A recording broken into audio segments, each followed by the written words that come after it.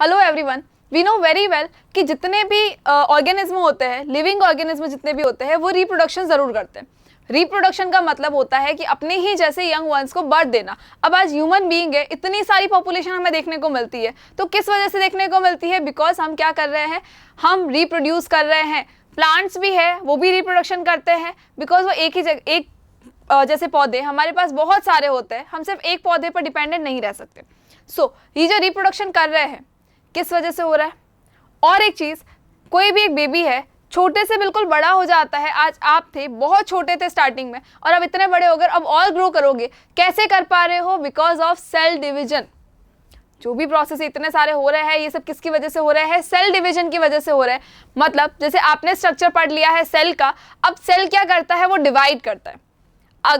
अगर cell divide नहीं करेगा तो कोई भी जो ऑर्गेनिज्म है वो ग्रो नहीं कर पाएगा, या कोई भी ऑर्गेनिज्म रिप्रोड्यूस नहीं कर पाएगा, अपने ही जैसे यंग वन को बर्थ नहीं दे पाएगा। अब चाहे वो एग से दे रहा है, चाहे लार्वा से दे रहा है, या भले ही डायरेक्ट वो जो है बेबी को प्रोड्यूस कर रहा है, लेकिन सबके लिए क्या ज़रूरी है? सेल डिवीजन बहुत ज़्यादा ज़रूरी है। सो सेल डिवीजन बेसिकली होता क्या है, किस तरह से होता है? क्या सारे सेल्स का अलग अलग टाइप का सेल डिवीजन होता है या सेम टाइप का सेल डिवीजन होता है? तो आज हमें यही पढ़ना है। So I Lavina Kumawat welcoming you all at score Shala. Start करते हैं हमारा नया topic, that is cell division. अब सेल जो डिवाइड हो रहा है, हमारी बॉडी में इतने सारे सेल्स है, जिसको डिवाइड होने के लिए क्या करना पड़ेगा? तो बहुत लंबा चौड़ा प्रोसेस है उनका भी।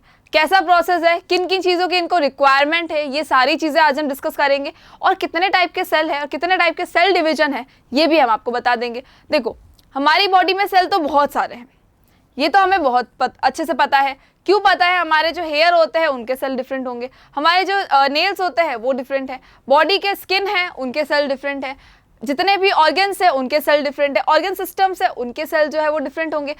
इवन हम रिप्रोडक्शन कर पाते हैं तो वो भी तो सेल डिफरेंट ही होंगे। नाउ अब जब इतने डिफरेंट टाइप के सेल्स है, तो हमें कितने सारे टाइप के सेल डिवीजन पढ़ने हैं? तो घबराना नहीं है, हमें सिर्फ 2 ही टाइप के सेल डिवीजन पढ़ने हैं, जिसमें से मेनली है हमारा माइटोसिस। बिकॉज जितनी भी पूरी बॉडी का ये फॉर्मेशन जो हो रहा है हमारा, ये माइटोसिस की वजह से हो रहा है। सेल डिवीजन के 2 मेन टाइप होते हैं, that is mitosis and meiosis. तो हमारी बॉडी इतने अच्छे से ग्रो कर रही है, ये ग्रो किस वजह से कर रही है? माइटोसिस की वजह से कर रही है। मतलब एक ही सेल क्या करेगा, 2 पार्ट में डिवाइड हो जाएगा, 2 सिमिलर सेल्स बनाएगा, और उसी से वही सेल क्या करेंगे, और फर्दर आगे डिवाइड होते जाएंगे होते जाएंगे होते जाएंगे, और लास्ट के अंदर क्या हो जाएगा? हमारी बॉडी जो है इतनी ज़्यादा ग्रो कर जाएगी।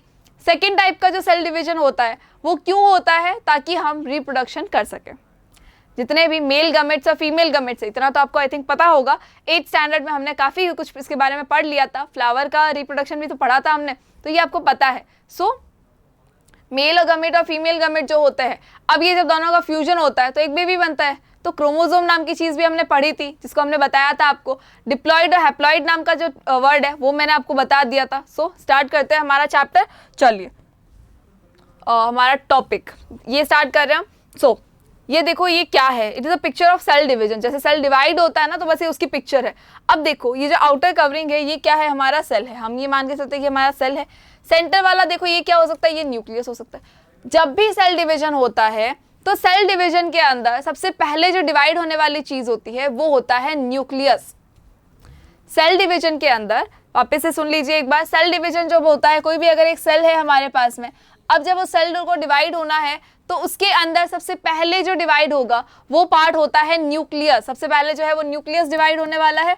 आफ्टर दैट, जब न्यूक्लियस डिवाइड हो जाएगा, इसके बाद क्या डिवाइड होता है? इसके बाद होता है साइटोप्लाज्म। न्यूक्लियस के बाद डिवाइड होता है साइटोप्लाज्म, और साइटोप्लाज्म के बाद हमारे जो बाकी सारी चीज़ें हैं वो कॉपी हो जाती है और वो डिवाइड होना शुरू हो जाते हैं।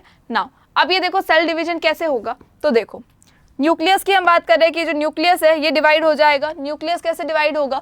जैसे हमारा सपोज ये हमारा क्या है? सेल है, ठीक है, ये हमारा है एक सेल, इसके अंदर क्या है? एक है न्यूक्लियस, ठीक है। अब क्या होगा, जब सेल को डिवाइड होना होगा तो ये अपने आप को प्रिपेयर कर लेगा।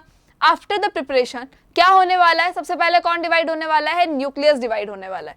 तो ये जो न्यूक्लियस है ये क्या करेगा? ये अपने आप को डिवाइड करने की कोशिश करेगा। कैसे करेगा? तो ये अपने आप को स्ट्रेच करेगा। अभी अपने आप को जब स्ट्रेच करेगा तो ये इस तरह का स्ट्रक्चर बना लेगा। न्यूक्लियस जो है हमारा वो इस तरह का स्ट्रक्चर बना लेगा। एक सर्टेन टाइम के बाद क्या होगा? ये यहाँ से डिवाइड हो जाएगा। जैसे ही ये डिवाइड होगा, तो डिवाइड होते ही इसने क्या किया? डिवाइड होते ही इसने 2 न्यूक्लियस बना दिए। अब जैसे ही 2 न्यूक्लियस बनेंगे वैसे ही क्या होगा, साइटोप्लाज्मा भी डिवाइड होने लग जाएगा। देखो इस न्यूक्लियस के साथ साथ में ना साइटोप्लाज्मा भी इस तरह से होने लग जाएगा। तो जैसे ही आपका ये न्यूक्लियस डिवाइड होगा, जैसे ही आपका न्यूक्लियस डिवाइड हुआ, देखो न्यूक्लियस डिवाइड होने की कंडीशन पे उसी टाइम पे साइटोप्लाज्मा है वो भी इस तरह से स्ट्रक्चर बना लेगा अपना, सो दैट कि जैसे आपका न्यूक्लियस डिवाइड होगा वैसे ही साथ साथ में क्या हो जाएगा, साइटोप्लाज्मा भी डिवाइड हो जाएगा।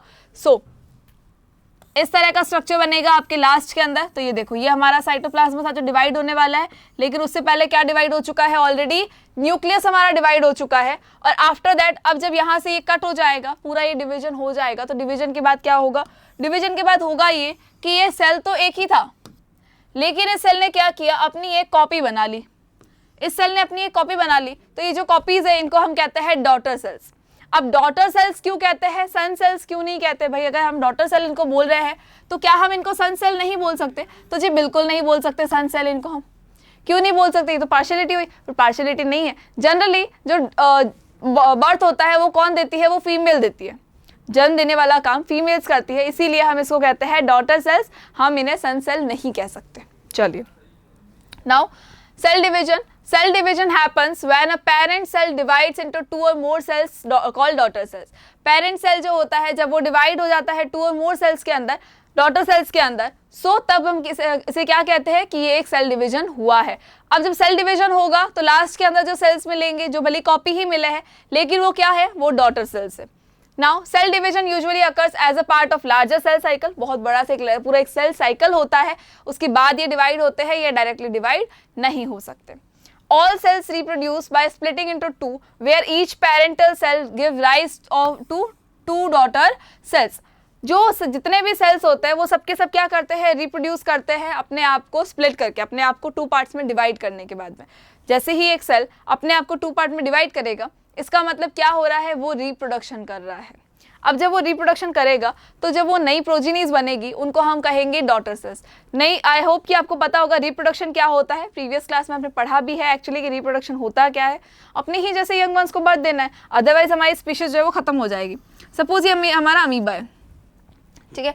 अमीबा ने क्या किया, अपने जैसे 2 यंग वंस को बर्थ दे दिया, अपने ही जैसे 2 सेल्स बना लिए, 2 डॉटर सेल्स बना लिए अमीबा ने। एक सेल ये है अमीबा का और दूसरा सेल हो गया ये। दैट मीन्स कि अमीबा क्या कर रहा है, रिप्रोड्यूस कर रहा है। इसने अपने आप को स्प्लिट किया, 2 पार्ट में डिवाइड किया और क्या बन गया, ये बन गए 2 डॉटर सेल्स बन गई अमीबा की।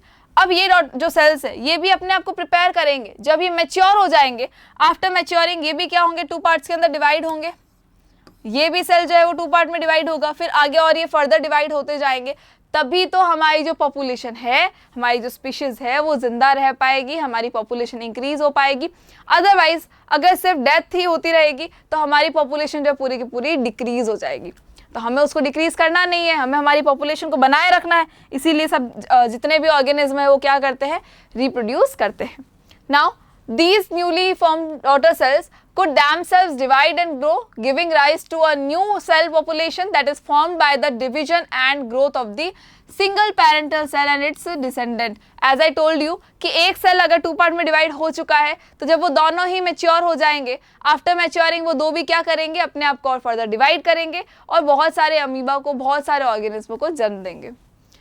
In other words, such cycles of growth and division allow a single cell to form a structure consisting of millions of cells. देखो सेल हमारा क्या होता है, सिंगल होता है बेचारा, ठीक है। अब वो क्या करता है, कंटिन्यूअसली ग्रो करता है, डिवाइड होता है, फिर वो आगे वाले और है, ग्रो करते हैं, डिवाइड होते हैं, फिर ग्रो करते हैं, डिवाइड होते हैं। तो बहुत सारे सेल्स बन जाते हैं, बहुत सारे मतलब मिलियंस ऑफ सेल्स बनते हैं। अब सोचो बेबी जो है वो मदर की वॉर्म में से कैसे आता है और 9 मंथ्स में कैसे आ रहा है। तो 9 मंथ्स तक क्या होता है, कंटिन्यूअसली सेल डिवीजन होता रहता है और उससे क्या होगा, बेबी का फॉर्मेशन हो जाता है। नाउ कौन सा सेल डिवीजन होता है, किस टाइप का सेल डिवीजन है, कौन कौन करता है, तो ये तो हमें पता है कि रिप्रोडक्शन के लिए क्या होना चाहिए, एक मेल गमेट और एक फीमेल गमेट होना चाहिए, ठीक है। इतनी बात हमें क्लियर है कि हमारे पास क्या होना चाहिए, एक मेल गमेट होना चाहिए और एक होना चाहिए हमारे पास में फीमेल गमेट। अब देखो मेल गमेट और जो फीमेल गमेट है ये दोनों क्या करते हैं, ये दोनों होते हैं फ्यूज और इनके फ्यूजन से क्या होता है, इन दोनों के फ्यूजन से होता है फर्टिलाइजेशन। इन दोनों के फ्यूजन से होता है फर्टिलाइजेशन। उस फर्टिलाइजेशन से क्या बनता है, जाइगोट बनता है। फीमेल गमेट और मेल गमेट का होगा फ्यूजन, उसको हम कहते हैं फर्टिलाइजेशन। फर्टिलाइजेशन से क्या बनेगा, इट मेक्स जाइगोट और जाइगोट से बनेगा एम्ब्रियो, मतलब जाइगोट जो बना ये कंटिन्यूअसली क्या करेगा, ये जो सेल्स है गमीट्स क्या है, एक तरह के सेल्स है जिनके पास में नंबर ऑफ क्रोमोसोम कितने हैं 23, इसके पास भी है 23, इसके पास भी है 23, ठीक है। अब ये क्या है, ये अभी है हैप्लॉइड स्ट्रक्चर, ये दोनों ही अभी कौन सा स्ट्रक्चर है, हैप्लॉइड स्ट्रक्चर है। जब इन दोनों का फ्यूजन होगा तो फ्यूजन होने के बाद क्या हुआ, फ्यूजन होने के बाद हुआ ये कि इनके जो फर्टिलाइजेशन के बाद जो जाइगोट बना, जाइगोट के अंदर नंबर ऑफ सेल्स अभी कितने हो गए, अब हो गए इसके अंदर 46। मतलब अब ये स्ट्रक्चर कैसा हो गया, ये हो गया है डिप्लॉइड स्ट्रक्चर। अब ये स्ट्रक्चर कैसा हो चुका है, ये हो चुका है डिप्लॉइड स्ट्रक्चर। नाउ अब ये जो डिप्लॉइड स्ट्रक्चर है ये क्या करेगा, और ये कंटिन्यूअसली सेल जो है वो ग्रो करता रहेगा और ग्रो कर करके अपने ही जैसे कॉपीज बनाएगा और कॉपीज बना के क्या करेगा, पूरे के पूरे एक बेबी का फॉर्मेशन कर देगा, ठीक है। अब ये प्रोसेस क्या होता है, तो देखो टाइप्स ऑफ सेल डिवीजन क्या होता है हमारे पास में, there are 2 distinct type of cell division out of which the first one is vegetative division wherein each daughter cell duplicates the parent cell called mitosis। जो फर्स्ट वन जो होता है वो होता है माइटोसिस, और इसके अंदर क्या होता है, जो सेल है, जो पेरेंट सेल है, उस पेरेंट सेल से जो डॉटर सेल्स बनती है they are exact copies of their parent. वो अपने पेरेंट की एग्जैक्ट कॉपीज होती है, कहीं उनके अंदर गलत चीज, कहीं उनके अंदर वेरिएशन नहीं होता है, वेरिएशन हो बिल्कुल नहीं होता है। नाउ अब क्या होगा, जब ये अपने पेरेंट की एग्जैक्ट कॉपी बनाएगी, इसका मतलब सपोज एक सेल था उसके अंदर है 46 number of chromosome, exact copy का मतलब क्या होता है, इसमें भी होंगे 46 क्रोमोसोम, इसमें भी होंगे 46 क्रोमोसोम। दैट मीन्स कि जब हम माइटोसिस की बात करते हैं तो number of chromosome will remain same. एक सेल है 2 पार्ट में डिवाइड हो जाएगा, दोनों ही क्या होंगे, एग्जैक्ट कॉपी होंगे, नंबर ऑफ क्रोमोसोम दोनों के अंदर सिमिलर होंगे, that means number of chromosome जो है वो इट रिमेन सेम, ठीक है, in the daughter cells also. The second one कौन सा है, मेयोसिस। सेकेंड वन कौन सा होता है, मेयोसिस होगा, विच divides into 4 haploid daughter cells. ये किसमें कन्वर्ट होता है, 4 हैप्लॉइड डॉटर सेल्स में होता है। देखो याद रखना, डिप्लॉइड क्या होता है, हैप्लॉइड क्या होता है, तो जितने भी सेल्स होते हैं सबके अंदर होते हैं क्रोमोसोम्स। अब वो नंबर ऑफ क्रोमोसोम जो होना चाहिए वो 46 होना चाहिए।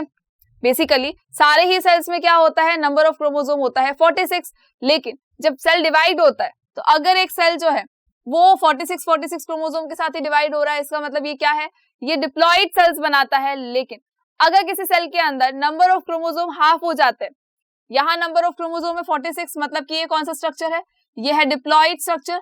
नाउ अगर नंबर ऑफ क्रोमोसोम जो है किसी सेल के अंदर हाफ हो जाते हैं, मतलब जैसे मेयोसिस जो होगा, मेयोसिस के अंदर क्या होगा, एक सेल है, ठीक है।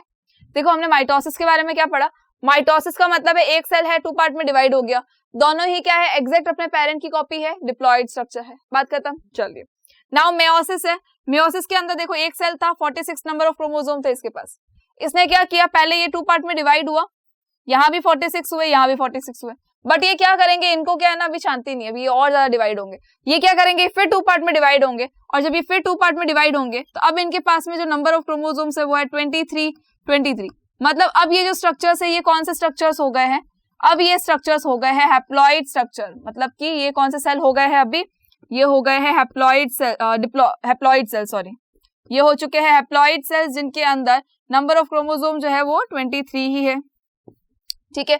डिप्लॉइड का मतलब क्या हुआ, नंबर ऑफ क्रोमोसोम जो है 46 होना चाहिए, लेकिन नंबर ऑफ क्रोमोसोम अगर हाफ हो जाएगा दैट मीन्स कि हम इसको कहेंगे हैप्लॉइड स्ट्रक्चर या फिर हैप्लॉइड सेल। तो मेयोसिस के अंदर और माइटोसिस के अंदर क्या होता है, माइटोसिस का मतलब है एक सेल 2 पार्ट में डिवाइड होगा, डिप्लॉइड सेल्स बनाएगा। मेयोसिस का मतलब क्या होता है, जो ये एक सेल है वो पहले 2 पार्ट में डिवाइड हुआ, मतलब कि यहाँ जो प्रोसेस हुआ है, यहाँ तक जो प्रोसेस हुआ है ये हुआ है माइटोसिस। एक बार माइटोसिस हो गया, लेकिन माइटोसिस के बाद क्या होगा, ये प्रोसेस जो होगा इसको हम कहेंगे मेयोसिस, जिसके अंदर नंबर ऑफ क्रोमोसोम जो है वो हाफ हो जाएगा। मेयोसिस के अंदर हमेशा जो नंबर ऑफ क्रोमोसोम होगा वो हाफ हो जाएगा, और एक्चुअली अगर कंप्लीटली अगर हम इसको देखें तो क्या हुआ, कंप्लीटली देखने के बाद हमें समझ में आया कि ये सेल तो एक ही था। कितने सेल्स बना लिए इसने, अब नए डॉटर सेल्स इसने बना लिए, 4 डॉटर सेल्स इसने बना लिए, बट माइटोसिस में क्या था, 2 डॉटर सेल्स इसने बनाए, ठीक है। देखो ये हमारे डिफरेंसेस भी है, ठीक है।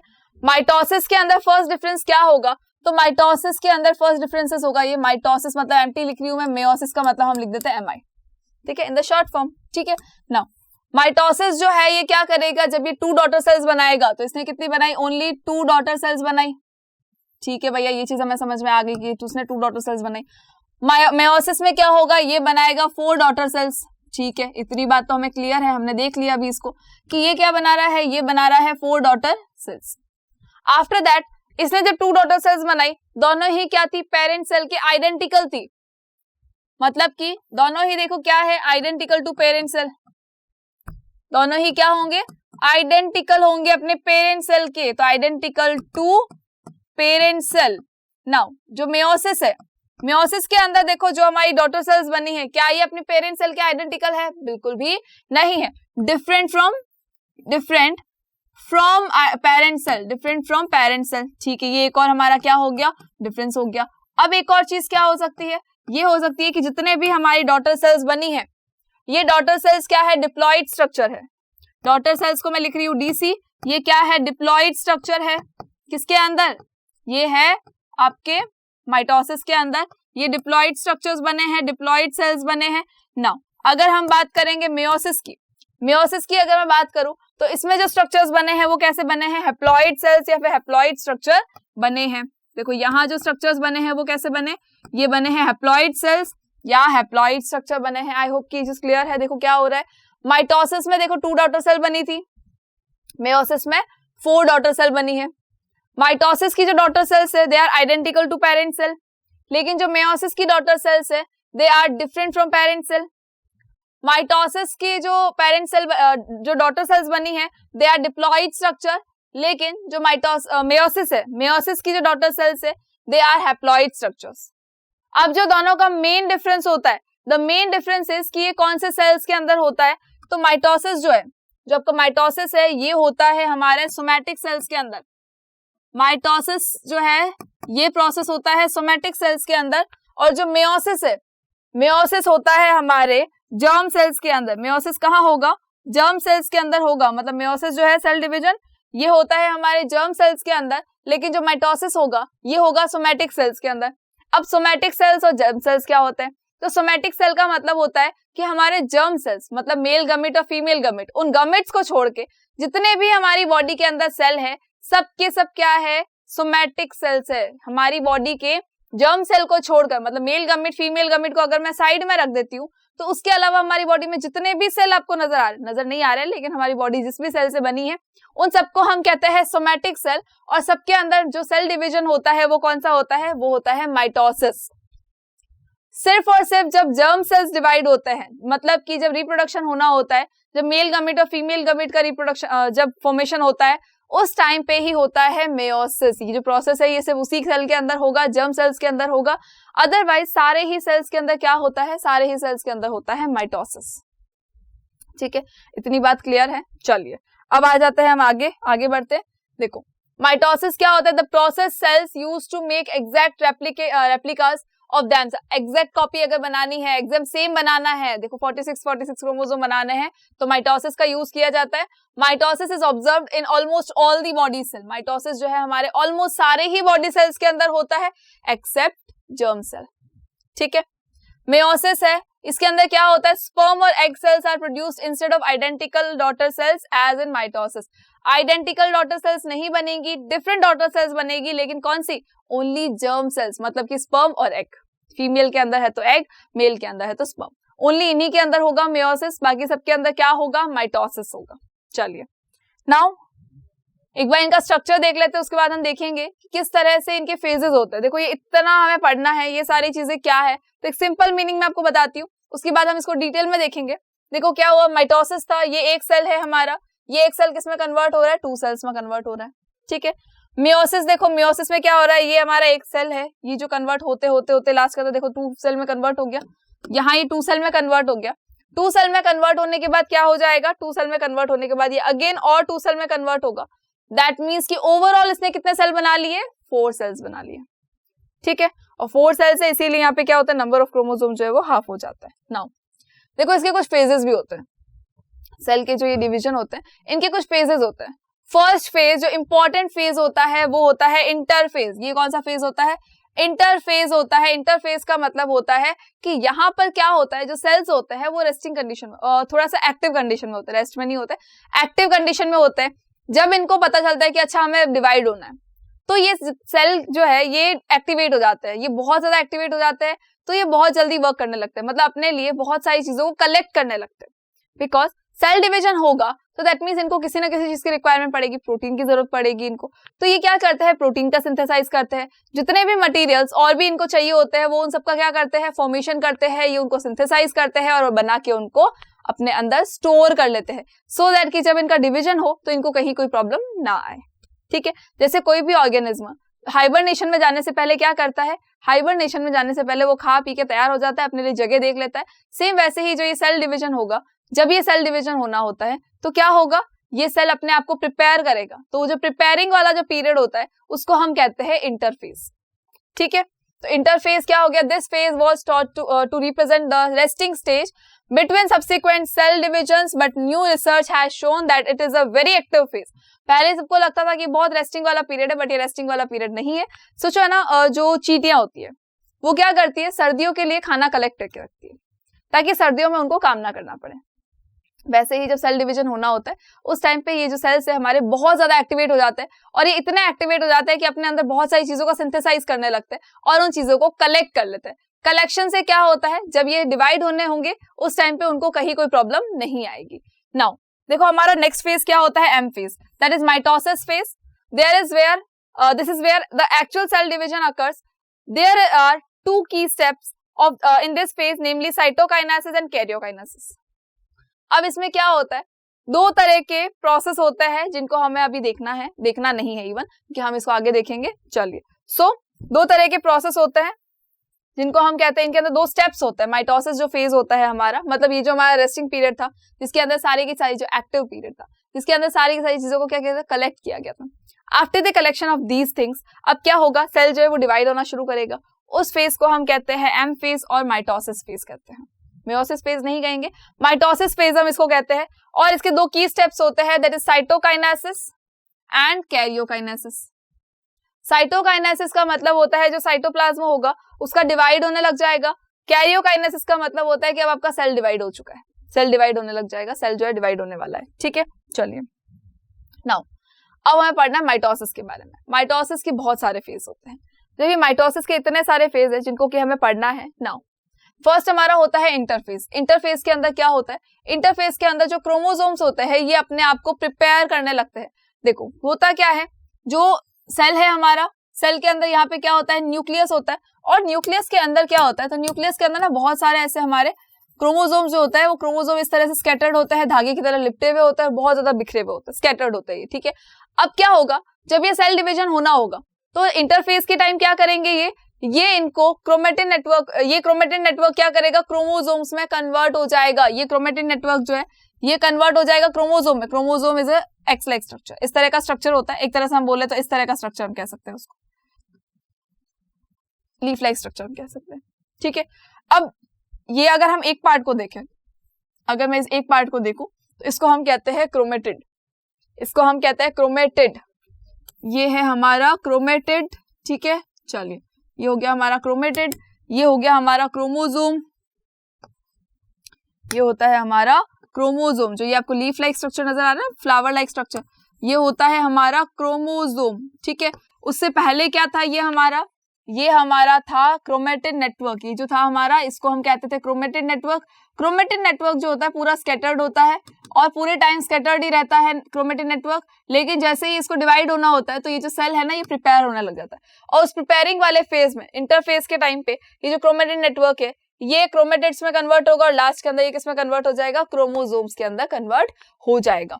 नाउ क्रोमोसोम में कन्वर्ट हो गया। उसके अलावा जो सेंट्रोसोम्स होता है, जो सेल के अंदर जो ऑर्गेनल था सेंट्रोसोम, ये भी अपनी जगह पे चले जाते हैं, ये अपनी जगह पोजीशन लेने लग जाते हैं।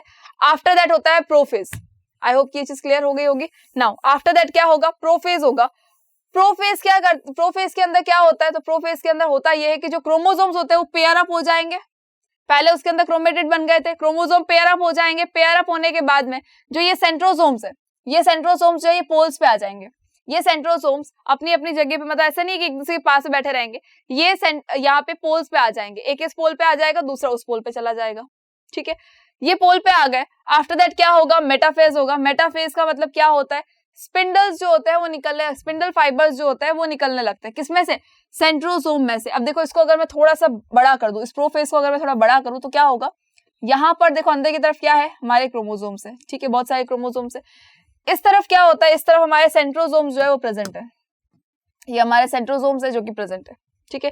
ये जो येलो कलर में है ये हमारे क्या है, सेंट्रोसोम्स है। देखो प्रोफेज है, प्रोफेज के अंदर हमने क्या कहा, प्रोफेज के अंदर हमने ये कहा कि ये तो है हमारे सेंट्रोसोम्स, ठीक है। अब सेंट्रोसोम्स के अलावा देखो सेंट्रोसोम्स हो गए ये हमारे, इसके अलावा जो अंदर की तरफ जो है उनको हम कहते हैं, इनको हम कहते हैं क्रोमोसोम्स। ये है हमारे जो न्यूक्लियस के अंदर प्रेजेंट है, ये हमारे हैं क्रोमोसोम्स। क्रोमोसोम्स देखो कैसे पेयर अप हो चुके हैं, सेंट्रोसोम्स जो है वो अपने पोजीशन ले चुके हैं अपनी पोल्स के ऊपर, और ये पूरा क्या है, हमारा सेल है, ठीक है। अब जो नेक्स्ट फेज होता है हमारा मेटाफेज। मेटाफेज के अंदर क्या होता है, मेटाफेज के अंदर होता ये है कि ये जो क्रोमोसोम्स है, ये जो सेंट्रोसोम्स है, सॉरी, ये जो सेंट्रोसोम्स है, ये सेंट्रोसोम्स क्या करते हैं, स्पिंडल फाइबर निकालते हैं। स्पिंडल फाइबर निकालेंगे किस मेटाफेज के अंदर। जब मेटाफेज की अगर हम बात करें तो मेटाफेज के अंदर क्या होता है, कम्युनिकेशन। सेल्यूलर जब कम्युनिकेशन करना होता है, एक सेल को अगर दूसरे सेल से बात करनी होती है तो एक न्यूरोट्रांसमीटर का सेक्रेशन होता है। ये जो न्यूरोट्रांसमिशन है ये क्या करेगा, ये दोनों दो सेल्स जो होंगे, कोई पर्टिकुलर अगर दो सेल है, दोनों के बीच में कम्युनिकेशन करवाने में हेल्प करेगा। दैट मीन्स कि देखो एक्सोसाइटोसिस का एक और प्रोसेस हो गया कि ये सेल की कम्युनिकेशन में भी हेल्प करता है। Now the next thing is कि हमें एक पिक्चर से हम देखते हैं इसको। पिक्चर में हमें क्या दे रखा है, देखो ये सारा क्या है, हमारा वेस्ट मटेरियल है। अब ये वो मटेरियल है जो हमारी बॉडी के इस सेल को नहीं चाहिए, हो सकता है किसी और को चाहिए भी होगा, लेकिन एटलीस्ट इस सेल को तो बिल्कुल नहीं चाहिए। अब क्या होगा, ये सारे मटेरियल को क्या करेगी, अपनी मेम्ब्रेन के पास में ले जाएगी और उसके बाद मेम्ब्रेन को ओपन कर देगी। मेम्ब्रेन जो बाउंड हो गई थी, जो एकदम टच हो गई थी, उसके बंद गई थी, वो उसको ओपन अप कर देगी, और जैसे ही ओपन करेगी सारे के सारे जो पार्टिकल्स है वो बॉडी में से, सेल में से बाहर रिमूव हो जाएंगे। It is the process of exocytosis. Endocytosis है मतलब कोई चीज अंदर आ रही है, एक्सोसाइटोसिस है मतलब कोई चीज बाहर जा रही है। नाउ द फंक्शंस क्या होते हैं इसके, तो रिमूविंग टॉक्सिन्स और वेस्ट प्रोडक्ट्स। वेस्ट प्रोडक्ट और टॉक्सिन्स को अगर हमारी बॉडी में से, हमारे सेल्स में से रिमूव करना है तो एक्सोसाइटोसिस का ये प्रोसेस होता है। Repairing the cell membrane, cell membrane को रिपेयर करने का काम भी इसका होता है। And facilitating communication between cell, cells के बीच में अगर कम्युनिकेट करना है, किसी भी चीज के अगर इंफॉर्मेशन देनी है, लेनी है, तो कौन हेल्प करेगा, एक्सोसाइटोसिस वाला प्रोसेस ही हेल्प करेगा। उसी की वजह से न्यूरोट्रांसमीटर का सिक्रेशन किया जाएगा और आफ्टर दैट क्या होगा, सेल्स के बीच में कम्युनिकेशन स्टार्ट हो जाएगा। सो आई होप कि ये चीज क्लियर हो गई होगी। नाउ अब हमें क्या देखना है, अब हमें देखना है दोनों के डिफरेंसेस कि एंडोसाइटोसिस और एक्सोसाइटोसिस में मेनली डिफरेंस क्या होता है। भाई सिंपल सी चीज है, हमें ये तो पता है कि एंडोसाइटोसिस का मतलब होता है कोई भी चीज का सेल के अंदर आना, और एक्सोसाइटोसिस का मतलब क्या होता है, किसी भी चीज का सेल में से बाहर की तरफ चले जाना। सो एंडोसाइटोसिस जो है it involves Uptake of substances from the outer environment. ये क्या करता है, सारी चीजों को अंदर लेने का काम करेगा। आउटर एनवायरनमेंट से जितनी भी चीजें वो सारी की सारी सेल के अंदर आ जानी चाहिए। Now exocytosis it involves elimination of waste from the cell, ये वेस्ट को एलिमिनेट करने का काम करेगा सेल में से। Now internal vesicles like pathosomes, phagosomes are formed. इसके अंदर क्या होता है, इंटरनल वेसिकल्स जो होता है जैसे फैगोसोम्स हो गए, ये सारे फॉर्म किए जाते हैं। और एक्सोसाइटोसिस में क्या होता है, सेक्रेटरी वेसिकल्स फॉर्म किए जाते हैं। सेक्रेटरी वेसिकल्स का मतलब ऐसे वेसिकल, ऐसे वैक्यूल्स जो क्या करते हैं, जो सिक्रेट करने का काम करेंगे, चीजों को बाहर देने का काम करेंगे। लेकिन फैगोसोम्स का मतलब होता है चीजों को अंदर लेने का काम करेंगे। Now endocytosis not involved in cell wall formation. Endocytosis जो होता है इसकी वजह से कभी भी सेल फॉर्मेशन नहीं होगा, ये कभी भी सेल फॉर्मेशन में हेल्प नहीं करेगा। लेकिन एक्सोसाइटोसिस इज द प्रोसेस जो कि सेल वॉल फॉर्मेशन में हेल्प ली जाती है इसकी, और ये इसमें इन्वॉल्व होता है। मतलब सेल वॉल को जब बनाया जाता है तो इसके अंदर एक प्रोसेस और काम करता है, इट इज एक्सोसाइटोसिस। ठीक है, now the last one is engulfing bacteria is an example of endocytosis, और releasing out hormones is an example of exocytosis. Endocytosis का मतलब जैसे हमने बोला कि अंदर की तरफ लेना, तो बैक्टीरिया को एनगल्फ कर लेना, it is the process of endocytosis. और वैसे ही उस बैक्टीरिया को जब आपने डाइजेस्ट कर लिया तो उसके बाद जो वेस्ट प्रोडक्ट होता है या एंटीबॉडीज जो होती है उसको रिलीज करना, ये भी क्या हो जाएगा, हमारा एक्सोसाइटोसिस होगा। लेकिन हार्मोन्स को रिलीज करना है अगर किसी सेल में से, तो भी क्या होगा, ये होगा एक्सोसाइटोसिस। ठीक है, सो आई होप कि ये चीज आपको क्लियर हो गई होगी। और अगर ये चीज आपको क्लियर है, इसका मतलब है हमने ये जो चैप्टर है ये हमने पूरा का पूरा कंप्लीट कर लिया है। अब जो रिमेनिंग पार्ट बचता है हमारे पास वो होता है ओनली क्वेश्चन आंसर्स का, तो जिसको हम देखेंगे नेक्स्ट वीडियो के अंदर। Thank you so much.